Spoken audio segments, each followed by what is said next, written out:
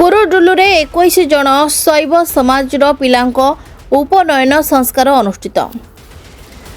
शिवशक्ति मंदिर पूजक महासंघ ओडिशा अनुगुल शाखा तरफ कुरुडुलु स्थित बाबा ईशानेश्वर महादेव मंदिर प्रांगण में 21 जन शैव समाजर पिलांकर पवित्र उपनयन संस्कार उत्सव धार्मिक आडंबर मध्य अनुष्ठित होईछि।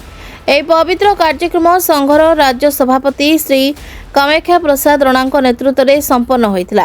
राज्य संपादक श्री संजय महापात्र और राज्य कोषाध्यक्ष श्री संबित महापात्र सहयोग में अनुगुल शाखार संपादक श्री अजित कुमार महापात्र, जिला सभापति श्री भिकारी महापात्र, कार्यकारी सभापति श्री प्रताप महापात्र, कोषाध्यक्ष श्री केशव चंद्र रणा और संघ परामर्शदाता श्री विद्याधर महापात्र सहित ढेंकानाल जिला संपादक श्री संग्राम महापात्र, चारिराइज सभापति श्री अरविंद महापात्र और संघर सक्रिय सदस्य श्री वेणुधर महापात्र, श्री मनोज महापात्र एवं श्री अविनाश महापात्र सह जिला और राज्यर अन्य कार्यकर्ता माने उपस्थित रही कार्यक्रम को सुचारू भाव परिचालना करथिले।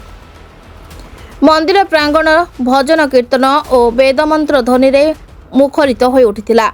धार्मिक पद्धति अनुसार समस्त पिला को यज्ञ पवती धारण कर धार्मिक शिक्षार प्रारंभिक संकल्प दि जाइथिला।